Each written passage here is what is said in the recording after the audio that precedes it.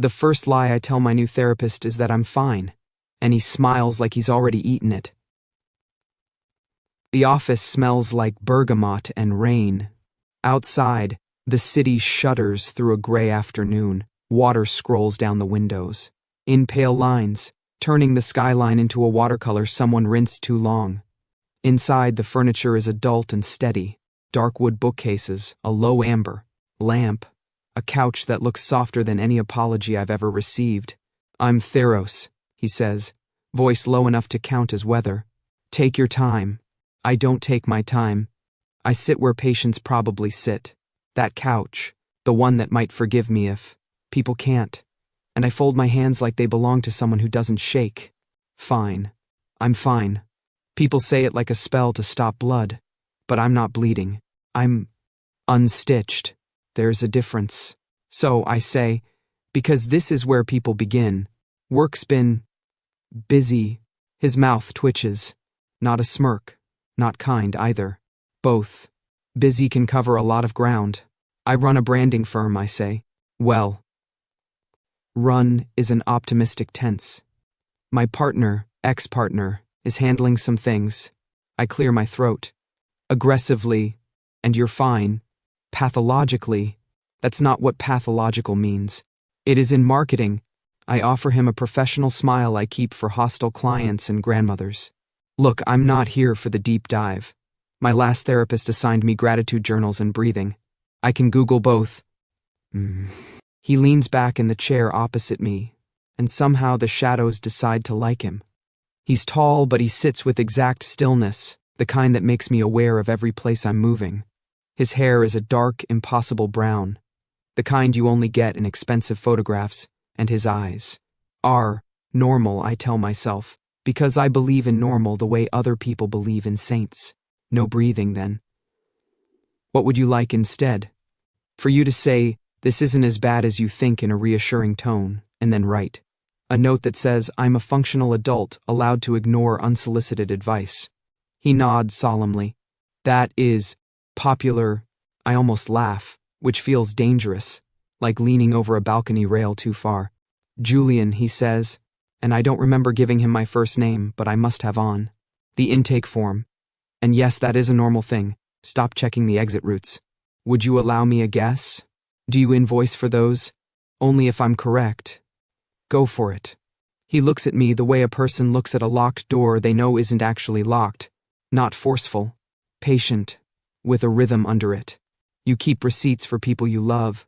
I blink. Not literal ones, he adds, and the corner of his mouth softens. Although I suspect you have those too. You catalog. Proof, patterns, timelines. You hold on to evidence so you can understand someone who insists on being a riddle. It makes you feel safer. He pauses. But receipts aren't guarantees. They're just paper. My throat closes in on a swallow I don't remember starting. The lamp hums. Outside, rain hits the window with a small, excited hand. I try for a scoff and land somewhere near airless. Do you read fortunes from receipts then? Only the ones you hand me. I can feel the old defenses arraying themselves like glossy soldiers. Humor, neat posture, my jaw wired into a painless smile. I hate that he got it right. I hate that anyone could. He doesn't push. He doesn't say the thing I've heard before. And how does that make you feel? He waits the way a shoreline waits, and the waiting pulls, even when the ocean disagrees. I brought my calendar, I say, because if I don't move, the room might. I pull out my phone. If you're going to diagnose me with control issues, we can at least schedule them. Control can be a kindness you give yourself, he says. Until it becomes a leash. Okay, fine. I didn't come here for poetry, and yet here it is. Sitting across from me in a charcoal sweater, talking about leashes like he knows I still wear the one I pretended not to. I break first. He's trying to take the company, I say, and the confession drops out of me like a bad coin. My partner, Marin. He says I'm too compromised to lead, which is interesting given he's the one who compromised me. Theros doesn't flinch. Define compromised. I confided in someone, I say, and the word tastes like tin. She wrote a story. Marin fed her the rest. Now I'm a headline about hubris and a cautionary tale about NDAs. Investors don't invest in rumors. They invest in winners. I smooth my tie. I'm not wearing a tie. Anyway, I'll be fine. That's the lie again. I like consistency. He studies me, not like a specimen, but like a map. If I tell you this can get better, you will call me naive. If I tell you it will get worse before it does, you will call me dramatic. If I tell you I don't know, you'll call me useless. So I won't tell you anything yet. My laugh makes a small, surprised noise. You're not great at sales. I'm excellent at listening. His voice folds around the words. Something in my shoulders loosens, despite orders not to. And I am. He hesitates, almost imperceptibly, as if editing a word I wouldn't believe. Very good at holding space for the truth. That sounds like you sell gravity, only to those who are falling. A beat, which you are. There's a thing I do when I'm cornered. I catalog. Objects first. Lamp, 24 inches tall, amber shade. Rug, Persian, probably a reproduction. Blue field, cream medallion. Shelf, walnut, heavy, real. Plant, alive, somehow. Then details, his hands, unadorned, his sweater, no lint. A faint, interesting. Paperweight shaped like a smooth, dark stone on the side table. When I run out of objects, I count breaths. I'm on 6 when he speaks again. Julian, he says softly. What would it cost you to admit that you're not fine? The question lands somewhere tender and unguarded. The cost would be leverage I've refused to give anyone since college. The cost would be saying I'm hurt in a room where someone else could turn that into a contract. I think of Marin's signature, the way his pen hovered before it wrote me out of our own name. I think of the journalist's email subject line, clarification request, and how polite a knife can be. I think of how easy it is to mistake an open door for an ambush. It would cost me the distance I need, I say. And I have very expensive distances. Do you, he asks, with no irony at all, want to keep them? The lamp hums again, or maybe I do. I don't know, I say, honestly, startling myself. Good. His smile this time isn't a weapon. Not knowing is where we can begin. We talk logistics. How often, how long, what I can expect and what I can refuse. He doesn't assign homework. He doesn't promise to fix me. He says he'll reflect. He says he'll challenge me if I ask him to. He says I can leave at any point, no penalty, no performance review. He doesn't write anything down, which should worry me, and somehow doesn't. When I stand to go, the rain has gone steadier, a metronome against glass. I hesitate at the door. Do you? I tap 2 fingers against my palm, resisting the urge to make the joke sharper than it needs to be. Do you take walk-ins for epiphanies? Or do I have to book those 3 weeks in advance like everyone else in this city? I'll do my best to accommodate your revelations, he says. Though some of them may be on back order, I almost smile. Figures, Julian. I look back. He's half in the lamplight, half in the storm-gray afternoon. For a second, the reflection from the window catches his eyes just so, and something bright threads. Through the dark, silver, like a hairline crack in glass. There and gone when he blinks. Keep the receipts if you need them, he says. We'll read them together. Outside, the elevator dings. I tell myself the tilt in my chest is motion sickness from standing up too fast.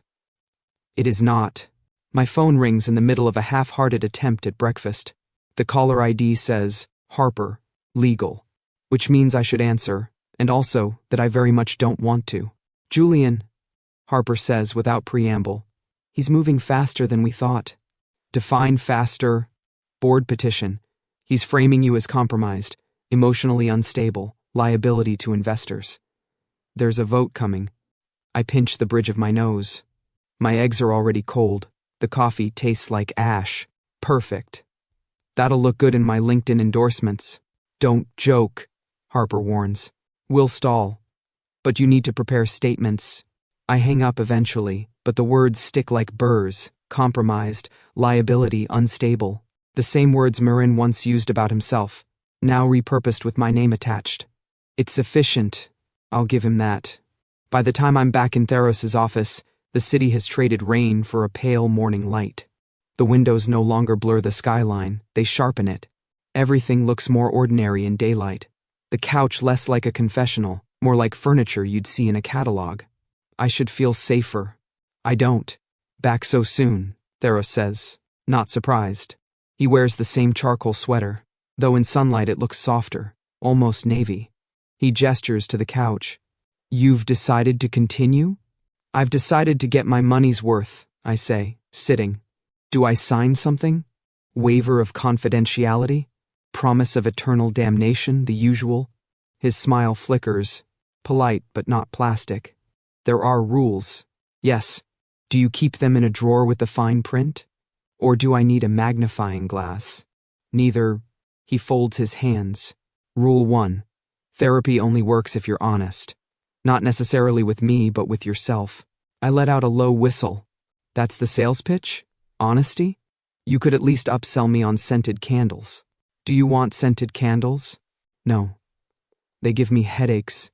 I lean back, crossing one ankle over the other. But let's be clear. I've read enough contracts to know the devil's in the details.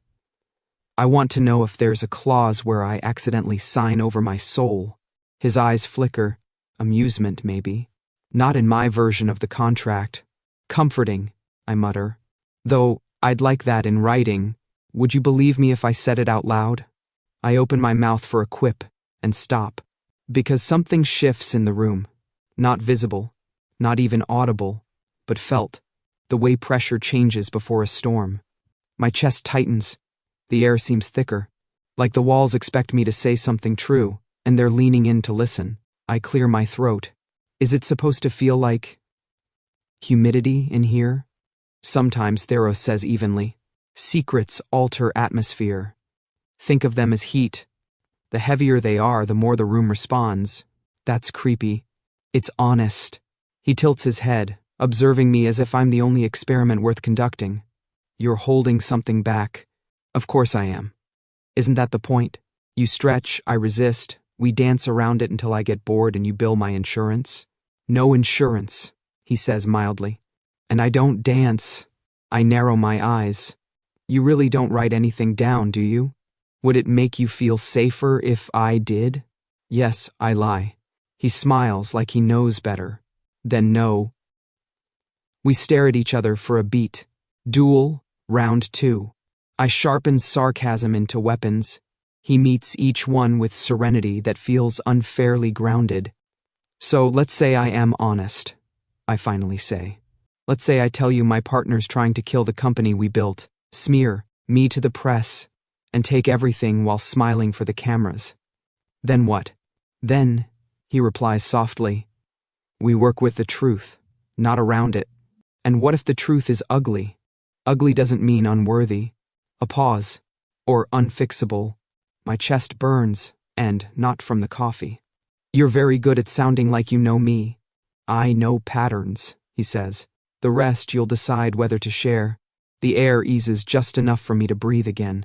The atmosphere shift, pressure, heat, whatever it is, subsides. My pulse stops trying to sprint out of my body. I don't admit it feels like relief. Fine, I say. But if you pull out gratitude journals, I'm walking. No journals, he promises. Just conversations. And perhaps, if you allow it, receipts read aloud. Receipts again. I shake my head. You really are obsessed. Only with yours. That earns him the smallest, most reluctant smile I've managed in weeks. I disguise it as a grimace and check the clock, though neither of us has written down the time. Session over, duel tied. Round 3 is inevitable. The headline doesn't even bother with subtlety. Branding prodigy implodes. Partner moves to take control. Byline, Sable Quinn. My stomach clenches before I get through the first paragraph. She doesn't just have the corporate details, board maneuvers, investor whispers. She has me. The sleepless nights. The words I spoke like they were safe. The exact phrase I'd once used about fearing irrelevance. Phrased just slightly different. But the marrow is mine. I slam the laptop shut, but it's too late. I can still feel the sentences crawling over my skin like ants. Somebody fed her this. Somebody who knew. There's only one place my mind goes. Night rain slicks the streets when I push through the building's glass doors. The security guard doesn't stop me. Maybe I look too determined, or too broken. Theros' office is lit. Warm lamp glow against the storm outside. I don't knock. I barge in. He looks up from his chair, and for the first time since I met him, he doesn't look perfectly composed. His sweater hangs looser, his skin pale as if the rain outside siphoned the color away. You, I say, voice sharp enough to cut. It was you. He doesn't move. Julian, don't. My pulse is wildfire. I can hear the rain hammering the windows, and it feels like an accomplice. She quoted things I said here, not out there, not to friends, not even to Harper. Things my throat tightens. Things I only told you. He exhales, steady, but his hand grips the armrest like he needs it to keep upright. I did not speak to her. You expect me to believe that? My laugh is hollow, splintered. You feed on words, you said. Secrets alter the air. Did you need to pay the rent, Theros? Take a little of mine to get through the week? His gaze doesn't flinch, but his face is drained. Julian, listen. No.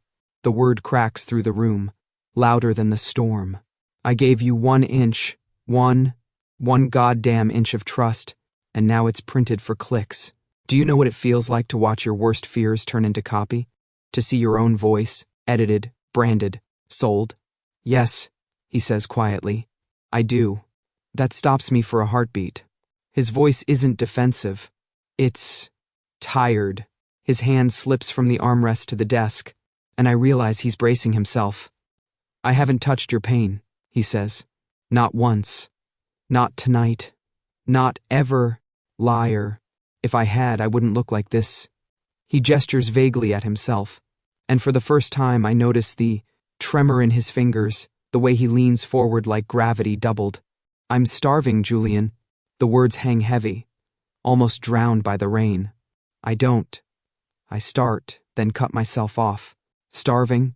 What does that even mean? It means restraint. His voice roughens, low as thunder. It means I could have taken your grief when you sat on that couch and told me half-truths. I could have eased myself on your anger tonight. But I didn't. Because what you share has to be yours to give. And you never gave me that permission. I can't breathe. The storm outside feels like it's inside me, beating on my ribs. You're saying this collapse I'm watching. I gesture at him, unsteady. It's because you didn't what? Drink my misery? A flicker of a smile, bitter, cracks his lips. Crude, but accurate. I shake my head, backing toward the door. The fury and fear knot together so tight I can't tell which is louder. You're playing me. First with fortune, cookie guesses. Now with whatever this act is. You think if you look weak, I'll forgive you? His eyes flash in the lamplight, silver fractures like lightning veins. I don't want forgiveness. I want truth. That's the last straw. I yank the door open, the hinges protesting. Then here's mine. I don't trust you. The words hurt more than I expect. They feel like throwing away the only rope I had in the flood. The slam of the door echoes behind me, chased by the sound of rain pounding glass. For the first time since I met him, I leave him in the dark. And for the first time, it feels like something between us has truly broken. The cafe is the opposite of his office. Warm light pools over polished tables, steam curls like lazy punctuation above cups, and the air smells like roasted beans and buttered pastry instead of rain and secrets. A saxophone croons in the corner, so low it feels more like a heartbeat than music. I told myself I wasn't going to meet him here. After the blowout, after the article, I should have cut ties, not texted a snide "you owe me coffee if you're not guilty." But here I am sliding into a booth across from him while my coat drips at my side. Theros looks better than he did that night. Less hollowed, though still pale around the edges. He wraps long fingers around a ceramic mug like it might anchor him. So, I say, leaning back as the waiter drops off my espresso, do you declare these fortune-telling sessions on your taxes, or is that under miscellaneous consulting services? He actually chuckles. low and quick. Only if the IRS accepts existential dread as a deductible expense. That's a hard sell, I admit, smirking despite myself. You'd need a very patient accountant. The banter comes easier than it should. Maybe because the cafe smells like safety, or because I'm tired of carrying my anger like a brick in my chest. He meets my sarcasm not with the stillness of the office, but with something looser, almost human. Why did you ask me here? He says finally, studying me over the rim of his cup.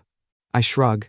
Because my lawyer can't make jokes, my partner wants to gut me alive, and my only hobby is caffeine. You were the least terrible option. I'll take the compliment, he murmurs. I'm about to reply when a voice interrupts. Sharp, too close. You shouldn't be with him. I turn. A man stands at the edge of the booth. Younger than me, maybe late 20s, eyes bloodshot with too many sleepless nights. His coat is frayed. His jaw clenched so tight I can almost hear it grind. Excuse me? I say. His gaze flicks to Theros, then back to me. He leans in, lowering his voice but not enough. He isn't what you think. He isn't even human. The world tilts. The saxophone wails like it hurt him. I glance at Theros. He hasn't moved, but his hand tightens on the mug, porcelain creaking in protest. When he looks up, his eyes catch the overhead light and, God help me, there it is. A shimmer, a crack of silver spreading briefly through the dark, like lightning beneath water. My breath catches. Evan, Theros says quietly, and the name vibrates with a warning. The stranger, Evan, shakes his head, bitter smile cutting his face. Still hiding behind that voice, huh? Still feeding off whoever's desperate enough to sit across from you? Leave, Theros says, calm, but with a weight that bends the air. People at nearby tables glance over, sensing tension without context. The saxophone keeps playing, oblivious. My pulse drums in my ears. Julian, Evan says to me, softer now, like he's handing me a key. You think you're just a client. You're not. You're food. The word makes me flinch. My chair screeches against the floor as I stand too fast. Stop, I say, to both of them, to myself. My mouth is dry, my palms damp. This isn't real, can't be real. Demons belong in folklore, not cafes with burnt caramel cappuccinos. And yet I saw it. The silver, the way the air bent when he told Evan to leave. Theros rises slowly, placing money on the table with hands that don't quite tremble. This isn't the place. Is there ever a place? Evan spits, then turns and storms out, the door slamming hard enough to jingle every cup on its saucer. Silence pools in his absence. My espresso has gone cold, untouched. Theros looks at me, and for the first time he doesn't try to hide what flickers in his gaze. Silver, threaded like fractures through stone. I told you, he says quietly, I only take what's given. My heart trips over itself. Anger and fear jostle for space, but something else burns beneath them, bright and reckless. Because beneath the strangeness, beneath the warning, there's a pull I can't name. And God help me. I want to know what happens if I stop resisting it. If there's a way to make failure photogenic, a gala will find it. The hotel ballroom is marble on marble, chandeliers like captive constellations. Cameras winking at the entrance, as if they know where the story will break. I adjust my cufflinks, the ones I bought when the company still felt like a promise, and tell myself I'm here for the investors, not the spectacle.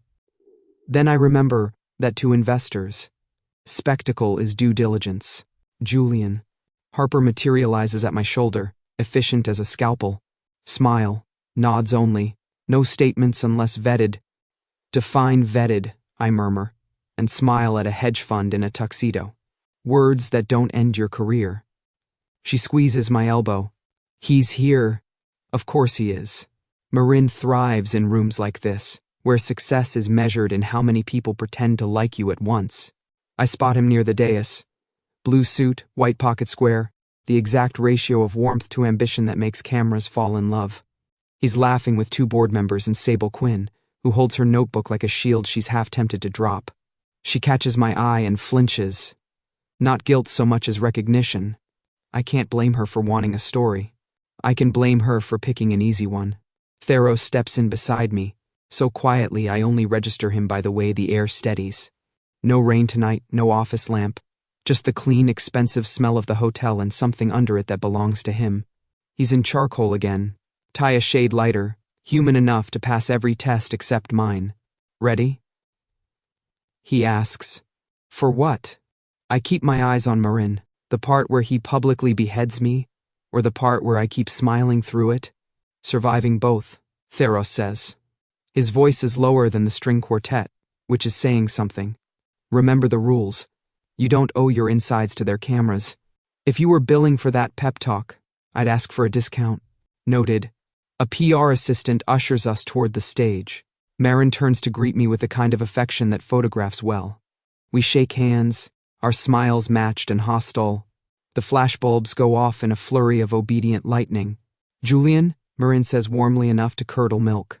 I'm glad you came. It shows resilience, or a basic understanding of contracts, I say, still smiling. Speaking of, he replies, and there's the gleam, shark bright. He taps a folder on the podium.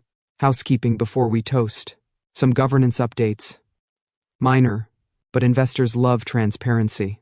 Sable's pen hesitates over her pad. She looks at me. I look at the folder.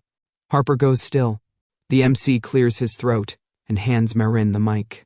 Tonight, we celebrate innovation and accountability, Marin says, taking over with the confidence of a man who has rehearsed this in his bathroom mirror. He slides a document free and holds it the way a magician holds a card you swear you picked. Our board has been evaluating how best to serve our clients in a challenging environment. Effective immediately, I've been asked to assume interim control, while we support my partner Julian Hart through a period of personal difficulty. There it is, the blade dipped in honey. A sympathetic murmur ripples through the room. Cameras lean closer. Harper's hand fasters on my arm, a silent do not. Sable doesn't write. She stares at Marin as if she's waiting for him to add a comma and confess. The atmosphere shifts, not metaphorically, literally. For me, at least. Theros stiffens. I can feel it through the air, a crackle like static, heat without temperature. Secrets pile up in this room the way heavy furniture does in a flood. Everything bumping into everything else, impossible to ignore. Each smile is a sealed envelope. Each laugh, a clink of chains. Theros' jaw goes tight. His fingers twitch once at his side. Then still. Breathe, I say, absurdly. That was the rule I vetoed, remember? This isn't about breathing. His eyes flick to the crowd, then back. In the chandelier light, a faint silver laces his irises, dim, urgent. There's too much. Too much. What? Hunger. He swallows, and for a second he doesn't look like a therapist. He looks like someone drowning politely. Not mine. Theirs. It's loud. Marin segues into a monologue about stewardship. He makes pain sound like an asset class. We all go through seasons, he says, and we take care of our own. By removing them from decision-making, I whisper. By protecting them from themselves, Marin says into the mic. The them weaponized as gently as possible. Sable lifts her hand. Marin beams, indulgent. Sable Quinn, everyone. A journalist with a heart for founders. She doesn't blush at the flattery. Just one question, she calls. What's the process here? Interim control usually requires evidence of incapacity. Can you outline the standard? Marin's smile threatens to chip. We prefer to focus on the future, not litigate the past. So there was a past to litigate. The pen hovers. She doesn't write it down. Another murmur. Nervous this time. Theros exhales like he's been holding his breath for an hour. His skin has the color of lace under glass. I need to step out, he says. Voice so careful I almost don't hear the tremor. Stay near the edge of the room. Don't give them anything. They already have everything, I say. And it comes out more broken than intended. He looks at me, and for once there's no distance in it. Just ache. Not you. Not if you don't hand yourself over. Then he's gone, weaving through patrons, eyes down, shoulders a study in control. He leaves like he arrived, quietly, and yet I feel the absence like someone pulled a plug. The air loses its counterweight, tips toward Marin's gravity. Harper moves in. "We anticipated this," she murmurs. "We file a response to the petition in the morning. Tonight you smile, you toast, and you don't speak to anyone without me. I can do that. I've done worse with a smile. Still, when I look at the door where Theros disappeared, something stings. Anger dressed as abandonment. Abandonment dressed as anger. He warned me. He warned me. The room would eat me if I let it. He also left. Marin raises his glass. To resilience, he declares. I raise mine because the cameras are looking and because losing composure is a luxury I can't expense. Glass chimes against glass. Bright as cutlery. Sable's pen finally moves, but she keeps glancing at me between lines, like she's checking whether I'll confirm the narrative or set it on fire. I don't do either. I stand there with a drink I don't taste and a life I don't recognize, and I choose not to bleed for their lenses. It feels like victory and defeat at once. When the toasts fade and the quartet returns to something elegant and forgettable, I slip to the edge of the room as instructed. The doorway Theros used shows a sliver of quiet hallway beyond. I tell myself I don't care that he left. The lie is smooth, practiced, and convincing enough to photograph. It still tastes like silver on my tongue. The rain is back when I arrive, streaking the office windows like the city's fingerprints. I almost don't come. After the gala, after the carefully engineered humiliation, I told myself I was finished. No more sessions, no more riddles in low tones. But some part of me, call it masochism, call it desperation, dragged me back to the room with the amber lamp. Theros greets me with a nod, paler than usual, but steadier than at the gala.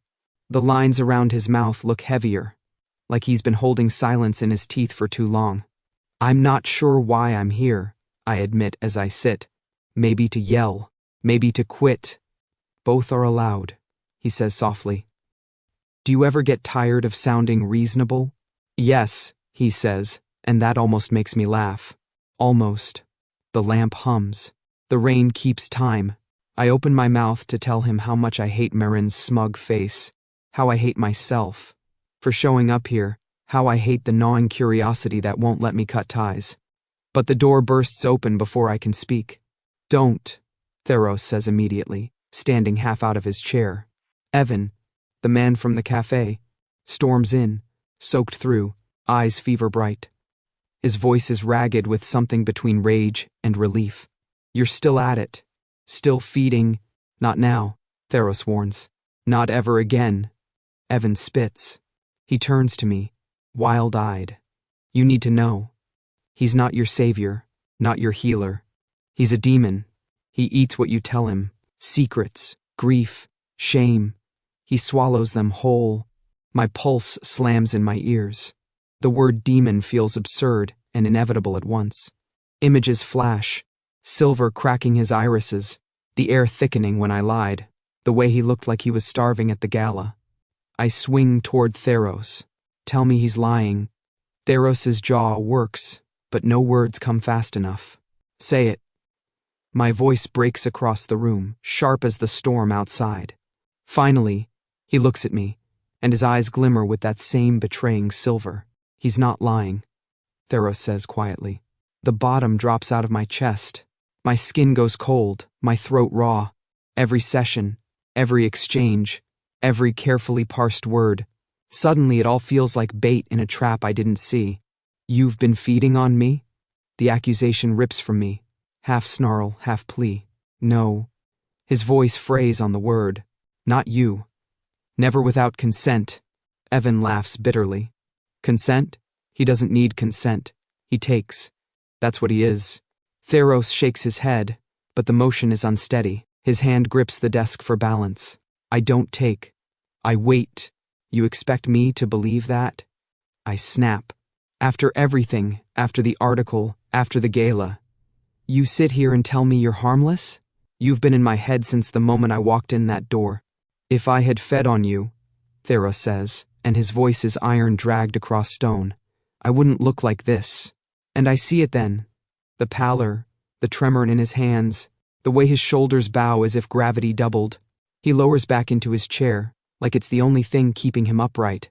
His chest heaves once, twice, like each breath is borrowed. Evan folds his arms, triumphant. He starves himself to make you pity him. Classic trick. But there's no trick in the way Theros clutches the armrest, knuckles bone white. No trick in how his lips are colorless, his skin clammy. If hunger is his curse, he's drowning in it. And something inside me splits. The part that wants to run, and the part that can't look away from his unraveling. I whisper, harsh. Why? Why not just take it, if that's what you are? Theros meets my eyes, silver threading the dark. Because what you carry isn't mine, unless you choose to give it. I'd rather starve than steal from you. The room tilts. Hate knots with something else I don't want to name. I should feel vindicated. Proof that I was right not to trust him. Instead, I feel raw, unmoored, like the floor's been pulled out but the fall hasn't finished. Evan's voice cuts in, sharp as glass. See? He admits it. He's a thing with teeth. You're just his next meal. But Theros doesn't move, doesn't strike back. He just sits there, pale and shaking, refusing to take what he could. And God help me, the sight of him like that hurts worse than the betrayal. I stand so fast the chair legs screech. My chest is a snarl of fury and confusion. Stay away from me, I rasp, though I don't know if I'm saying it to Theros or to myself. The rain hammers the window like applause for the worst play I've ever been in. I leave the office with the image burned into me, a demon who won't feed, and the terrifying thought that his weakness might be the most dangerous truth of all. The contract lies on my dining table like a body. Crisp pages, official letterhead, my name already printed in black ink beside Marin's. All it needs is my signature. A neat, elegant execution. The pen shakes between my fingers. It's ridiculous. I've signed thousands of documents in my career. Partnerships, NDAs, invoices, contracts worth millions. My signature is supposed to be steady, part of the brand, Julian Hart, reliable, controlled. Tonight, it wobbles, like a child tracing letters. If I sign, it ends. No more investors calling to ask if I'm stable. No more headlines whispering about the genius gone wrong. Marin takes the firm, polishes it, parades it as his. And I disappear. Maybe that would even be a mercy. My hand lowers toward the line. The ink glints, hungry. But Theros' voice cuts through. Soft, steady, infuriatingly patient, not knowing is where we begin. And later, harsher, eyes silvered. Not yours, unless you choose to give it. Choice. The word sticks in my throat. I could sign and surrender. That's a choice. Or I could keep fighting, bleeding until there's nothing left. That's a choice too. The storm outside rattles the glass, as if reminding me I've survived worse weather than Marin's smug smile. My hand stills. Slowly, I set the pen down. My pulse doesn't settle, but at least it isn't trying to break my ribs anymore. I pull the contract toward me, flip the pages, study the clauses. Marin's fingerprints are everywhere, careful manipulations concerned language, about my mental state, stipulations designed to box me out forever. It's clever, elegant, but arrogance leaves trails, and I've always kept receipts. The folder in my desk drawer is thick with them, emails, time-stamped memos, discrepancies in accounts, evidence Marin thought I was too distracted or too broken to notice. I gather them up, spread them beside the contract like knives on a table. I could cut my losses, or I could cut him open. I reach for my phone. My thumb hovers over Harper's contact, then slides to another, Sable Quinn, the journalist who turned me into a headline, the one who owes me nothing, and maybe because of that owes me the truth. The line rings. My heart trips. Julian. Her voice is tight, cautious. I didn't expect. I'm not here to plead, I interrupt. I'm here to trade. Silence, then the faint scratch of her pen. Go on. I have documents, proof that Marin's been manipulating governance, fabricating instability claims, emails, financial trails. He's setting me up for a fall, and you want me to print the real story, Not the easy one. Not the rumor. I force air into my lungs. You wanted receipts? I have them. I half expect her to laugh, to remind me she already cashed my tragedy for clicks. But she doesn't. Instead, she says quietly, send them.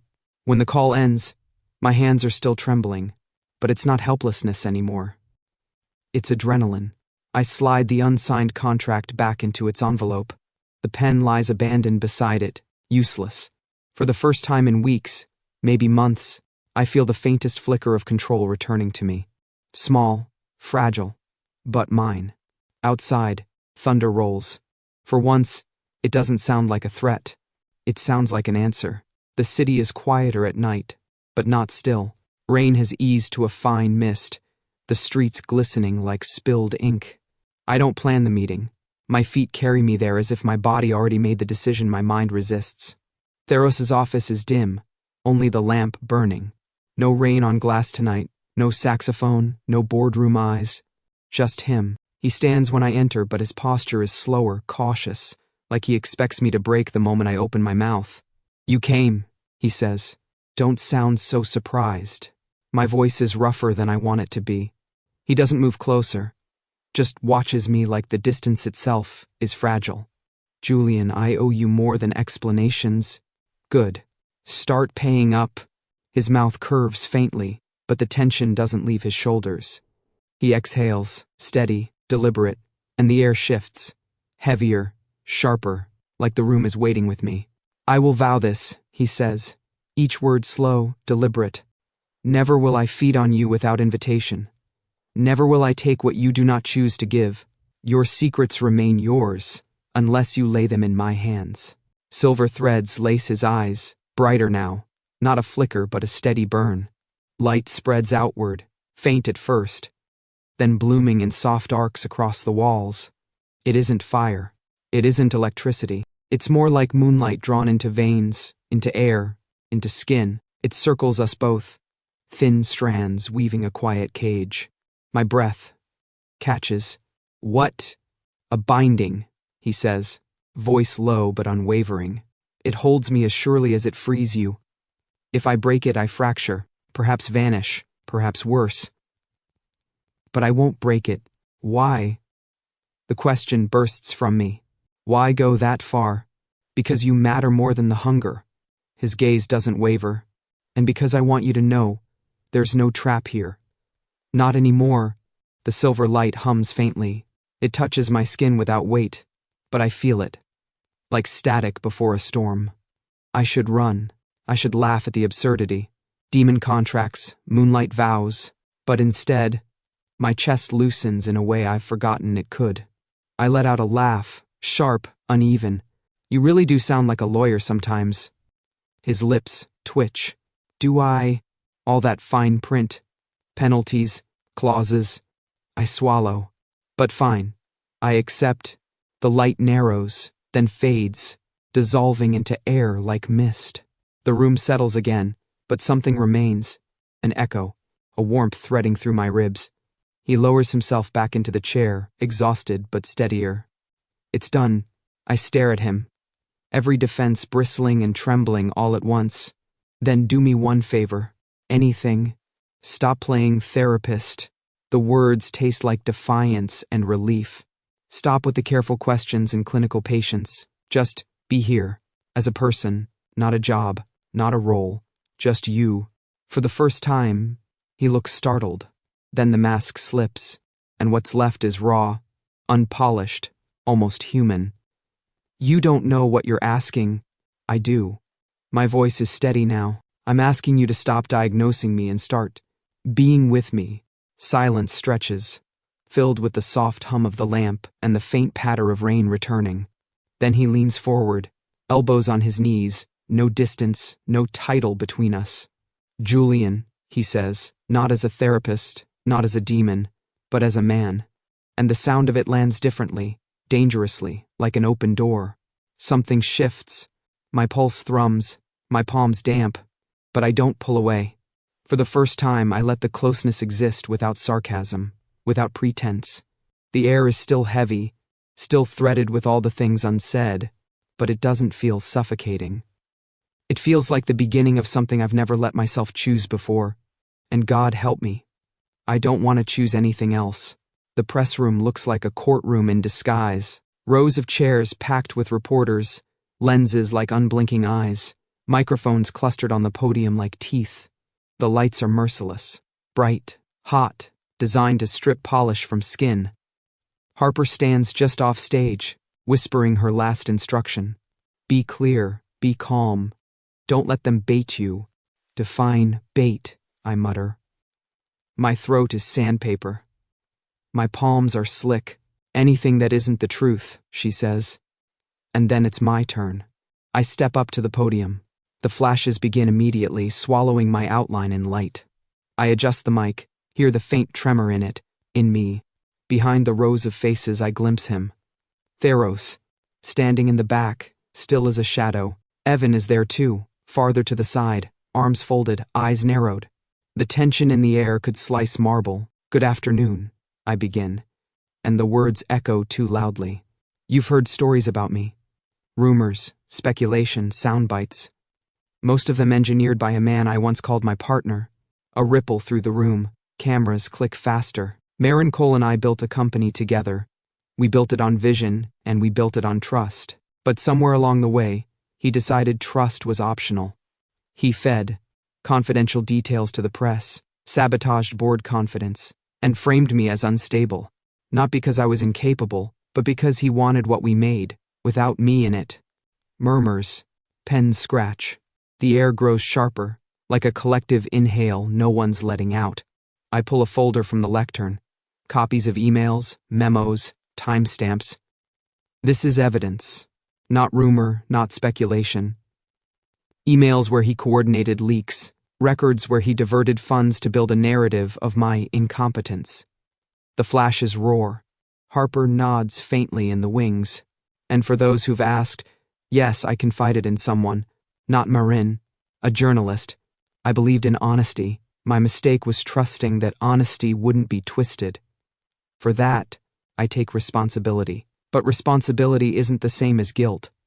The guilt belongs to the man who weaponized my words. Gasps ripple. I know they're circling like sharks, but for once, I'm holding the knife. Then, Sable Quinn raises her hand. The room stills. Cameras tilt toward her. Mr. Hart, she says, voice steady but edged with something like regret. Marin claims this transfer of control was necessary, that you were incapable of leading. If that's true, why would investors trust you now? Perfect. The question everyone's waiting for. The trap. I swallow, pulse loud. And then, I don't dodge.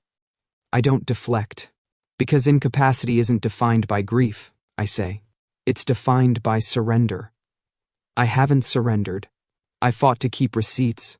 I fought to keep the truth intact. Marin wants you to believe struggle equals weakness. I want you to know struggle is proof I haven't given up. And I won't. For the first time tonight, the cameras hesitate. They're not sure whether to frame me as victim or survivor. That hesitation is power. Across the room, Marin shifts uncomfortably. He stands, smoothing his suit, smiling the politician's smile. Julian's pain has clearly affected his judgment. He's lashing out. Investors need stability. Stability? Sable cuts in, pen hovering. Is that what you call falsifying records? She waves one of the copies I distributed. Or leaking insider information. Which definition are we using tonight? Marin freezes, just for a second. But in front of lights this bright, a second is an eternity. The cameras catch it. The crack, the chip in the porcelain. The room pounces. Reporters shout over each other. Marin stammers, the smile faltering. He looks smaller beneath the lights, like a man cornered by his own reflection. I don't speak again. I don't need to. The silence I leave is louder than any rebuttal. From the back of the room, I sense eyes on me. Theros, still as stone, his gaze silver dark but calm. And Evan beside him, watching with something new in his expression. Not triumph, not bitterness, understanding. Because it hits me, even in the chaos of microphones and flashes, Theros could have taken this moment from me. My fear, my anger, the raw ache of betrayal. It would have been a feast. But he didn't.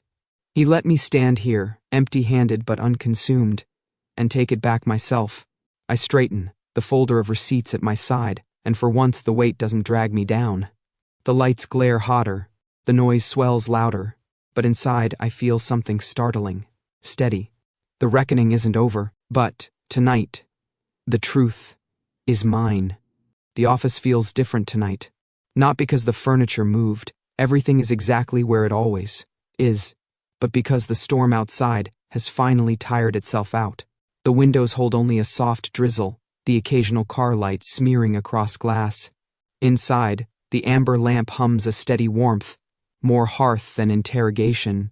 I step in slower than usual, not braced for battle this time. On the desk lies a folder, the same style he's always kept within reach. My chest tightens. I expect to see it full. Pages of notes, neat handwriting, my confessions dissected like insects under glass. Evidence of every moment I stumbled, every time I almost trusted him. But when I open it, the folder is empty, completely blank. I turn a page as if words might be hiding between sheets. Nothing. Not one scribble. My throat knots. You never wrote anything down. Theros leans against the desk, arms folded loosely, not defensive. I told you, I don't keep records of what isn't mine. Something in me wants to laugh. Something else wants to break. Instead, I hold the file up. So all these sessions, all the hours I've paid for, and this is what I get? Blank pages? His mouth curves into a rare, unguarded smile. Consider it proof of confidentiality. Or proof I should demand a refund. Do you want one? The words hang there, too heavy for a joke. For a second, I can't tell if we're still bantering or standing at the edge of something irreversible. My laugh comes out thin. So this was all free? Great. I always wanted a therapist with a buy one get one policy. Not free, he says, softer. Just the first time in my life, I wasn't keeping a ledger. He tilts his head, eyes catching the lamp glow. So yes. First time it's free. That does it. The tension breaks, not with anger, not with relief, but with something. That feels like the ground beneath me finally stops shifting. I close the folder, set it back on the desk. Then we're done with this, aren't we? He studies me. Silver glimmer muted now. Only a shadow in his gaze. If you want to be, I do. My voice steadies. No more sessions. No more client and clinician. Just us. Whatever that means. For the first time since I met him, he looks almost uncertain. And then he nods once, as if granting a contract more binding than any vow. Then there are no clients here. Silence settles, different from before. Not heavy, not suffocating. Open. The kind of silence where you hear your own heartbeat and realize it's not racing out of fear. I step closer. He doesn't move away. You've seen me at my worst, I say. And I've seen you starve rather than betray me. I don't know what that makes us. His lips twitch with something close to humor. Hungry and stubborn. Good match. The laugh I let out isn't bitter this time. He mirrors it. Faint, but real. The distance between us shrinks until it feels absurd to maintain it. I don't remember deciding to reach for him. My hand brushes his arm, tentative, a test of whether he'll flinch. He doesn't. Instead, he lifts his own hand slowly, resting it over mine, warm and steady. I'm not here to fix you, he says quietly. And I'm not here to feed you. The air tilts, gentle. Not the storm's pressure, but something human. When he leans in, I meet him halfway. The kiss isn't rescue, isn't apology. It's choice, mine, his, both. For once, the world doesn't tilt under us. It steadies. When we pull apart, the window catches my eye. The rain has almost stopped.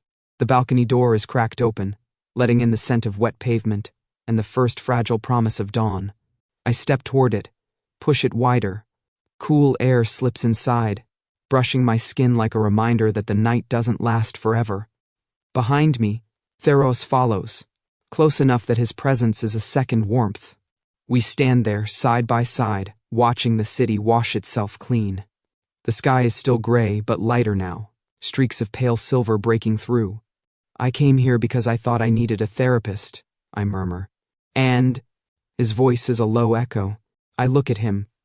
Really look. Not at the demon, not at the therapist. Just at the man who starved rather than betray me, who gave me choice when no one else would. And I leave with something else entirely, I say. A smile curves despite myself. Not a therapist, not a demon. My equal. My choice. The words settle into the new day like anchors. For once I don't need to keep receipts.